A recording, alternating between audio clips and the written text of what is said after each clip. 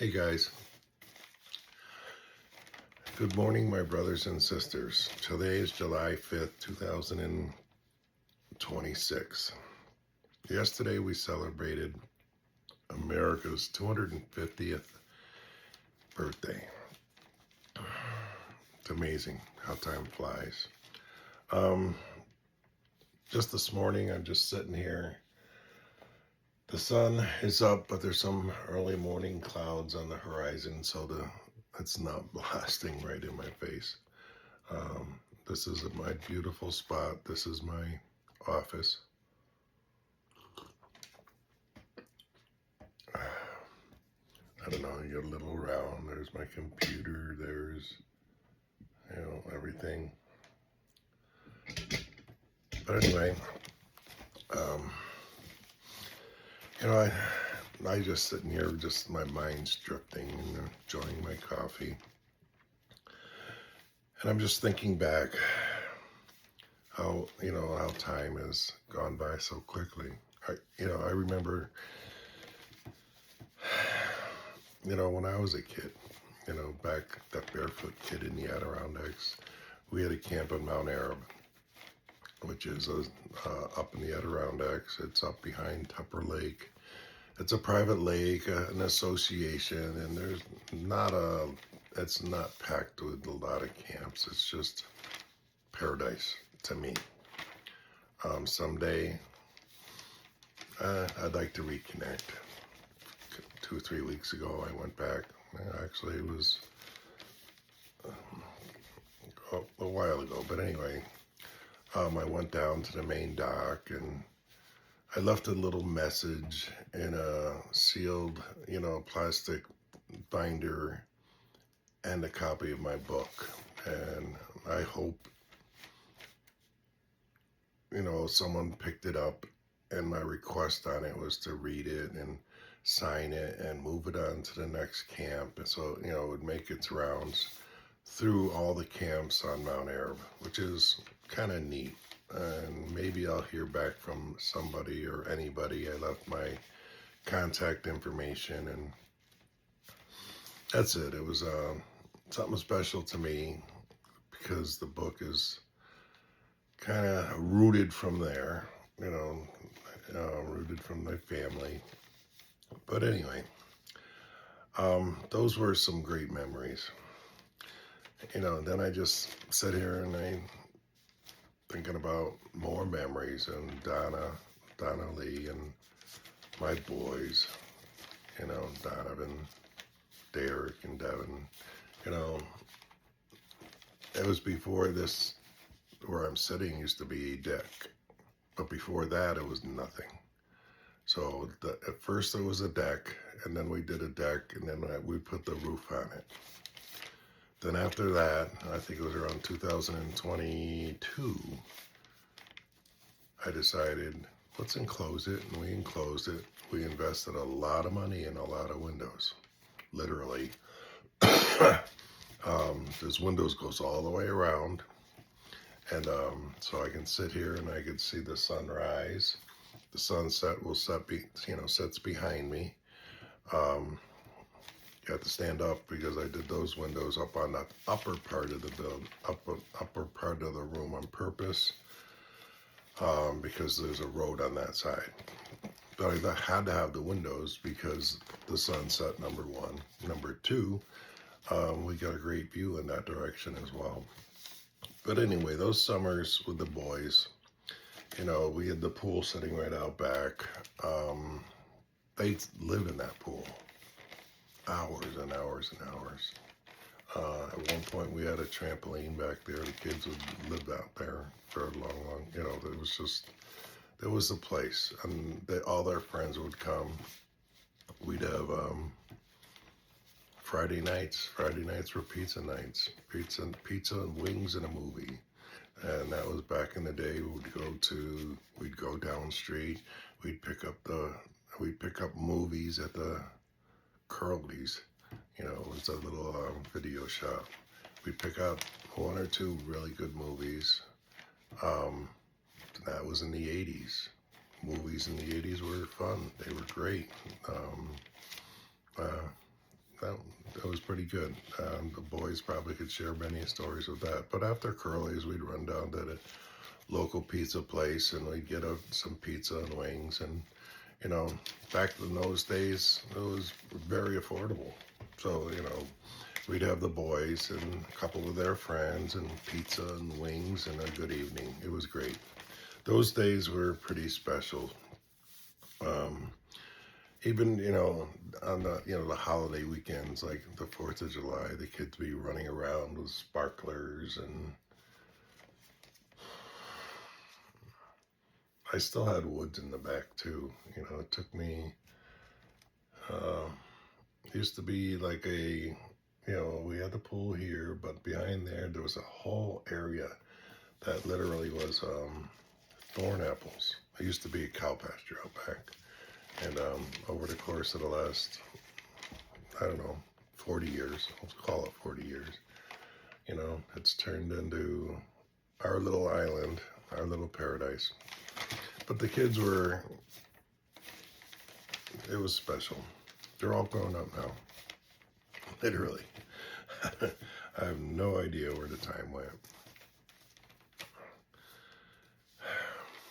But those summers are in my mind forever. Well, I'm 68 now.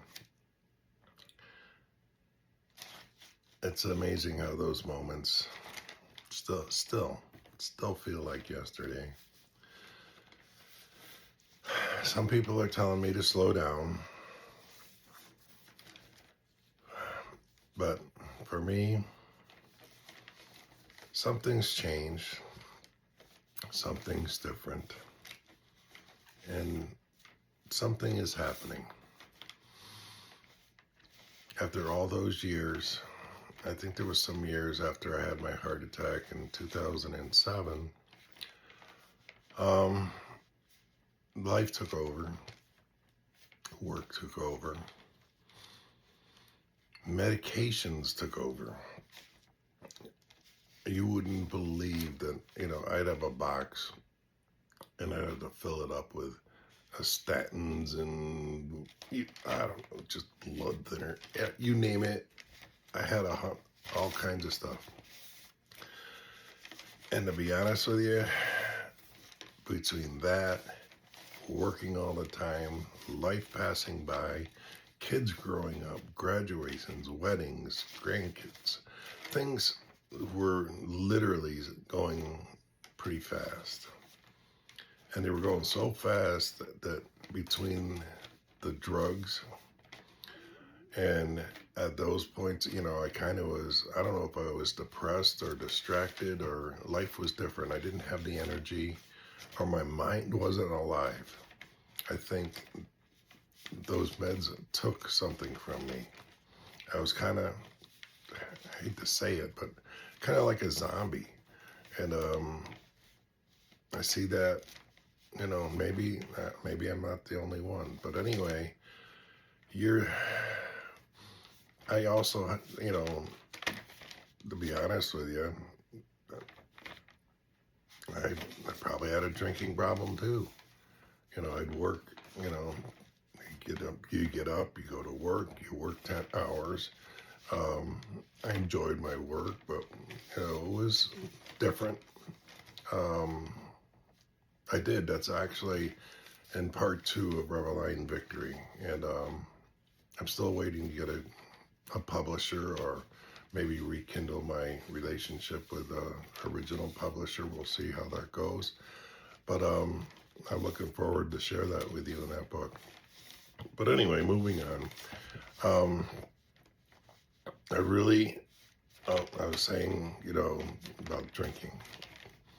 I'd work all day and I'd, you know, literally like 10 hours a day, and you worked a half hour away from home. So all of a sudden half of the day is just gone. You come home, you have a couple of cocktails, you kind of pass out and do it again day after day after day after day after day, you know. And since, you know, I don't know, since COVID, it was actually before COVID, probably back in the mid-teens, I stopped, you know, I stopped the drinking, you know, It didn't. Number one, it was too expensive. I stopped smoking back in 2007. I can't imagine paying what people pay for cigarettes today. But anyway, I'm glad I stopped because I'm still here. I was glad I stopped everything. But, actually around COVID time or maybe a little before that, I literally stopped all the medications. I, literally stopped everything. Um, Maybe, I don't even, an ibuprofen or a Tylenol once or twice a year. I don't take any drugs whatsoever. Trying to eat right, trying to lose weight.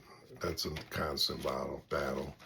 Um, I need to be more active, but that's, I don't know, here nor there. I think everybody had in the same situation.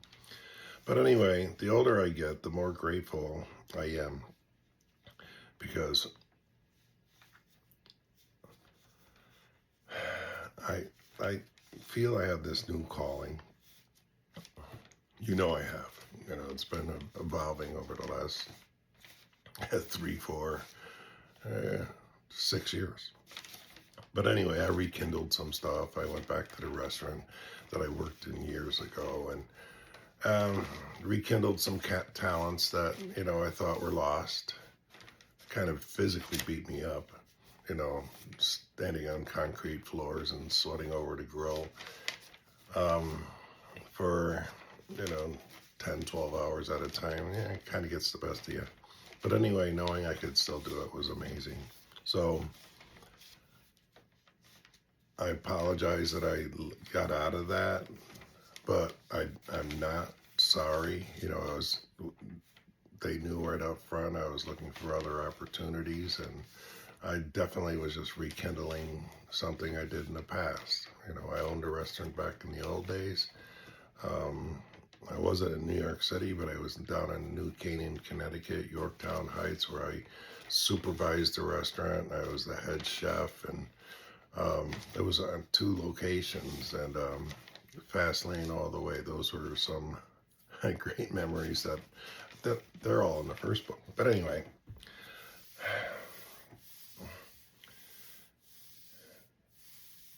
that's why every step of the journey seems, everything that I've been doing, I chased my thing with the Adirondack Outdoor World, which is a whole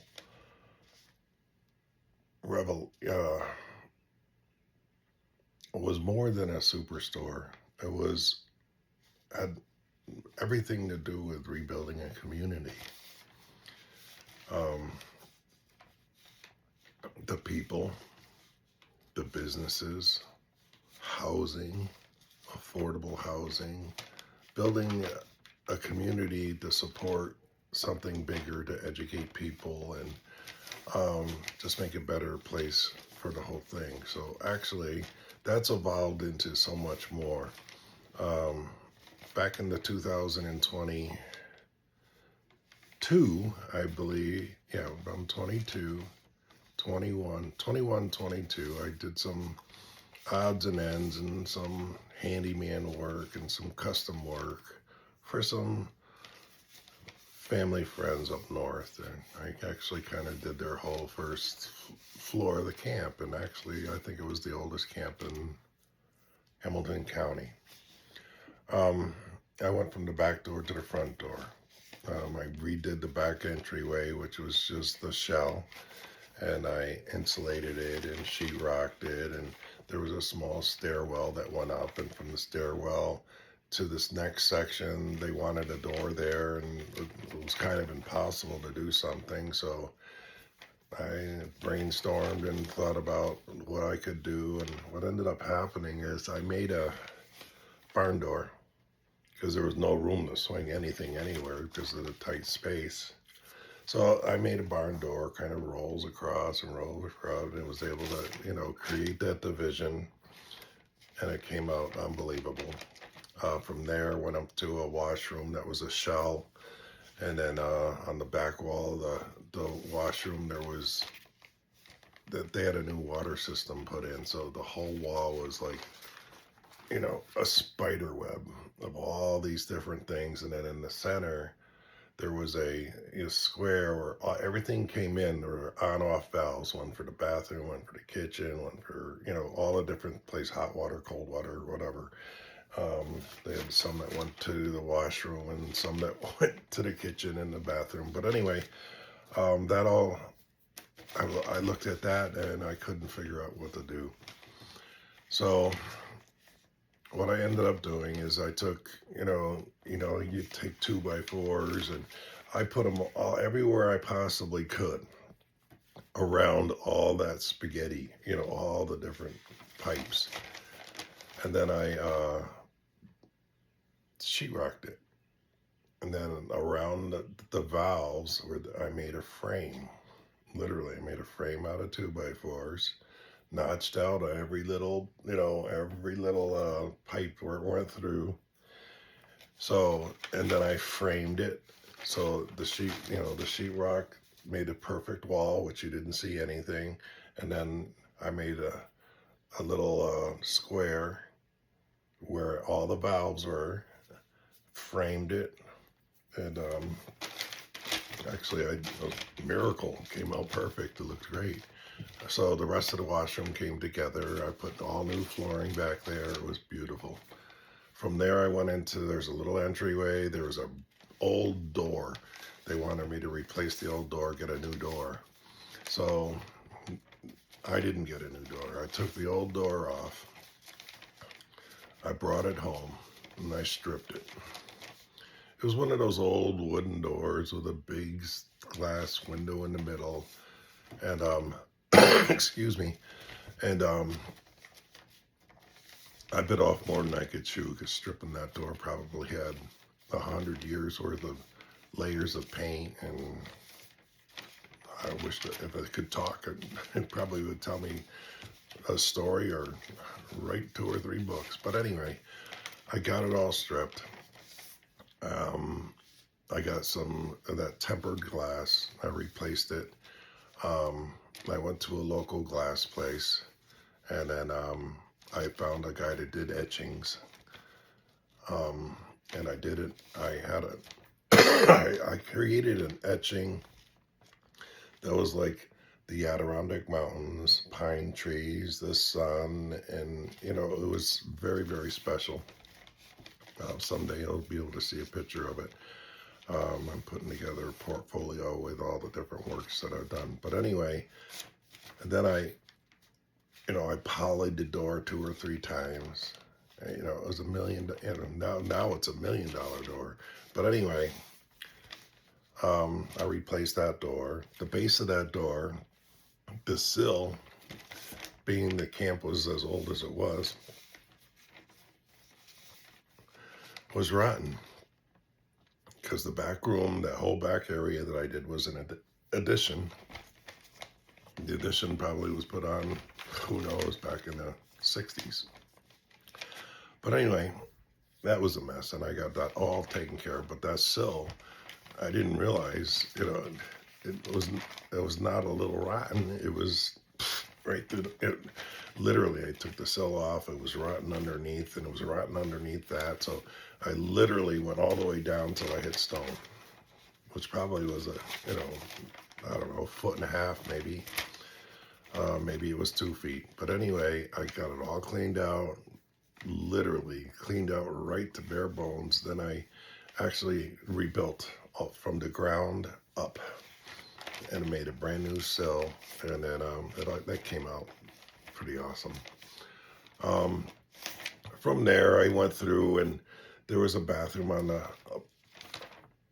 the left, small bathroom. I redid the floor in that room, and I did the floor throughout the whole rest of the first floor. Oh, even in the back, we put all new flooring in there, and it all came out great. But that little bathroom, getting around that little base of the sink and around the toilet, and I'm 6'2" and 250, 60 pounds, and I'm crawling around in that tiny little space trying to get all that stuff in there. Luckily, I was working alone, and otherwise everybody be laughing at me. But anyway, it was great. But anyway, from there I did the washroom. No, it wasn't the washroom. It was a pantry with an old sink, one of those old cast iron coated, beautiful, sink. And they wanted me to, change it all out, put some cabinets in there, and put a counter in there, put a new sink in there, and I did. I called them. They picked out exactly what they wanted. I coordinated it. I had an awful time finding any cabinet place to help me configure and figure it out and cost it out and whatever. That's a story all by itself. I was extremely frustrated, but I ended up, I went to experts all over the place, and literally I went to the big box stores, and to be totally honest with you, they had no clue what they were talking about and what we needed to do. If I had the access to the information that they have, it'd probably take 10 minutes to figure it out. But anyway, I came across a young lady. It was in Lowe's in Herkimer. We sat down. I had my vision, and it wasn't knotty pine. What did they call it? Hickory, or I'm not sure what they called it, but literally, I showed her the diagrams. I showed her the dimensions. Bing, bang, boom. I think we had it done in 15 minutes. It was great. I had everything all set. I called I called our friends that had the camp, and they agreed. They picked it out, but they agreed. They arranged the paintings and everything were all set. So they got that all set. In the meantime, I bought a trailer just to haul stuff around. But anyway, I picked all that stuff up. I got it all up there. I got all the cabinets in there. And the other part of the kitchen was a big space, it was like the dining kitchen. But that part had the stove in it and some more cabinets that I put in. So it all came together. It was amazing. The countertops weren't what I wanted, so I ended up doing concrete countertops, and I did a natural edge, so it looked like a rock edge, and I colored it so it looked like a natural stone, natural like the Adirondack. So it was unbelievably nice. The backsplash was all brick, it was the thin brick facing. And I put all new brick in there, and I put a brand new sink in there, and the whole thing came out amazing. That was a whole winter project. From that room, and I went to the living room. The living room, literally the kitchen, the living room, the back room. Not only did I, do the floors and the cabinets and the countertops. I painted the whole place. Literally every single room I painted. The back room I painted. The hallway was never painted. So, I even put new insulation, and I put a ceiling in, and new lighting fixtures, and literally I really did the whole thing. The living room, I got to that, and literally when I just took apart a room, I take pictures first, and then I literally take everything out. And in that room, I actually redid all the walls, and I had this weird paneling stuff, but a lot of it was lifting and pulling and whatever, so I had to do a lot of repair before I painted.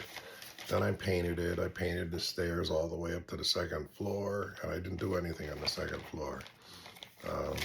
They've reached out and want me to do that too, but that's for another day.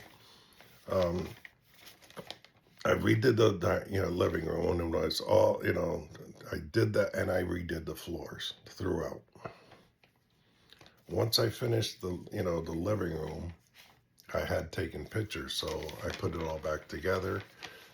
I clean, I always clean as I go, but I put it all back together, and I had that, pictures that I took before. So when I put it back together, I put it back together exactly the way it was.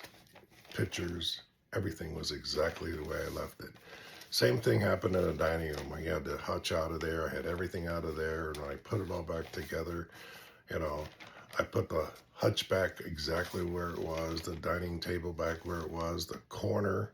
There was a corner storage thing, which I redid that too. But anyway, when I put everything back, I had taken pictures. So that hutch had collectibles. You know how people have from the Adirondacks. You got a little bit of everything. You got deer, you got loons, you got you name it. There's a million different things on that thing. So when I had everything boxed up on the front porch, I put everything back together. So when it was all said and done, other than it being a brand new floor, brand new paint, brand new pantry with cabinets and a sink and concrete countertops, and all the original things were identical. But anyway, they're very happy, and they're very good friends of the family, friends of mine, and they asked me to come do some more stuff. And that was a great experience. One-man show. I'm kind of too old for that now, but other than that, from then, I evolved, and I, been working, of course, and with the Warrior Finance team. I'm a senior loan specialist, and we got a niche in the market, which is pretty darn awesome. We represent RV dealers, recreation dealers, and marine dealers nationwide, helping them grow, and helps us grow too. There's a lot more to it, but I also chased, what I was talking about a little while ago, revitalizing Tupper Lake and my Adirondack outdoor world. But anyway, that kind of fell apart just because, if I'm financially don't have any money. I'm just a guy with a dream. I've been that way my whole life. I struggled with dyslexia as a kid. I struggle with it today. I don't, it's something you're born with. It's something I see things a lot differently than you. Literally, some things, you guys see a problem, I see an opportunity. It's kind of weird. I'll see a finished product, but figuring out how to get there is a big thing. And but anyway, that's all the stuff that's cooking in my head that's going amazingly well. And I've gotten way off track today.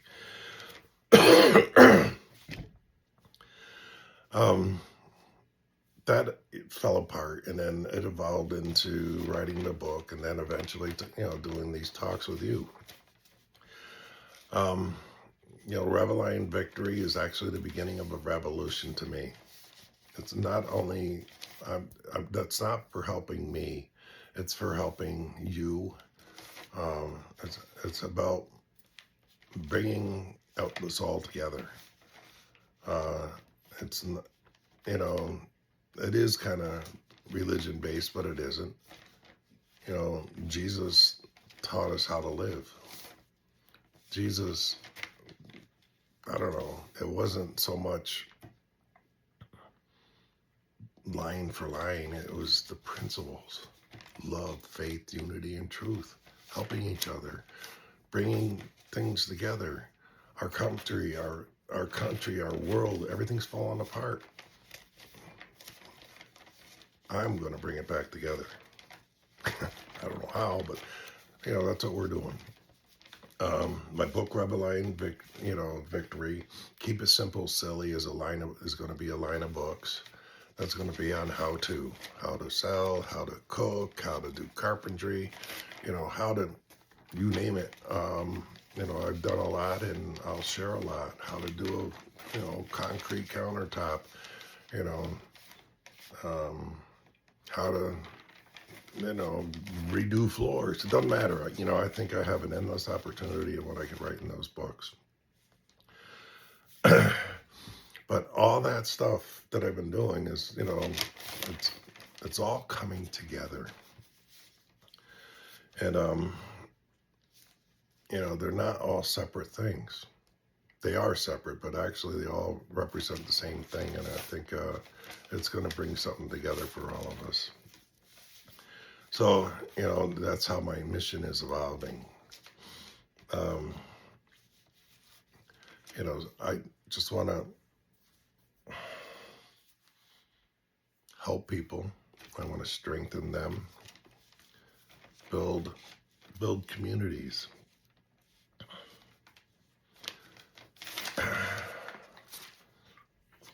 It's all about love, faith, unity, and truth. I just know in my heart it tells me that we are capable of so much more, and I plan on bringing us together.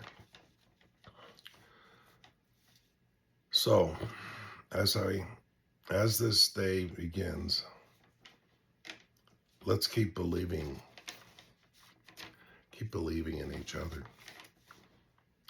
This divided stuff and everybody's opinions and politics and Democrats and Republicans, and yeah, there's a lot going on in this world, but unity and together and building communities, reviving communities. Look at these towns. You think your town locally, Main Street's a ghost town. You got a convenience store, every old specialties, everything's gone. The spirit's gone. People sit in their house. They sit in their house. They stuck on the TV, looking at these videos. It's the truth.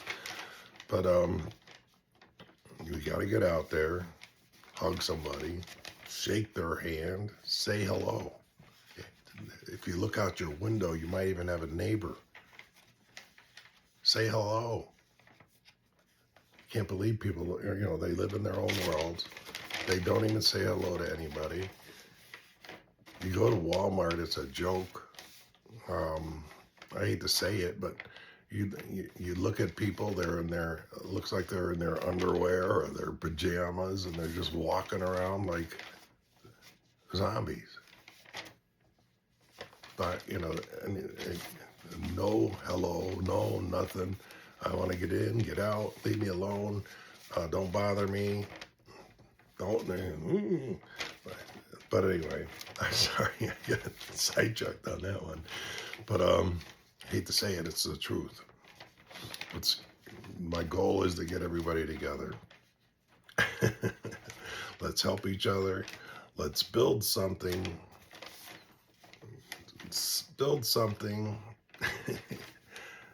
That, I want to, I don't know, a legacy or whatever, but I am onto something.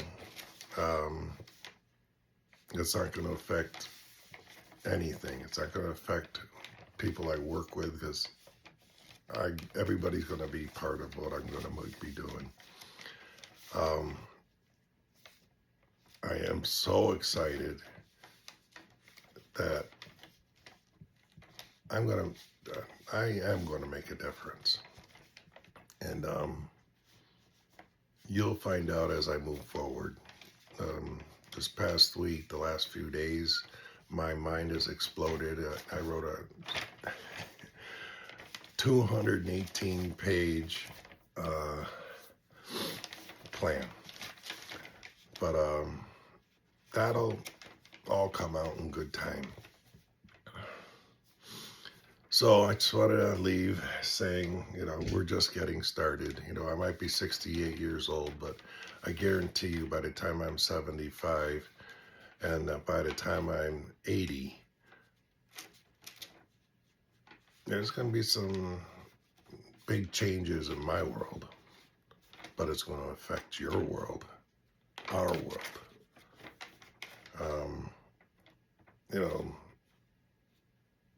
One thing at a time.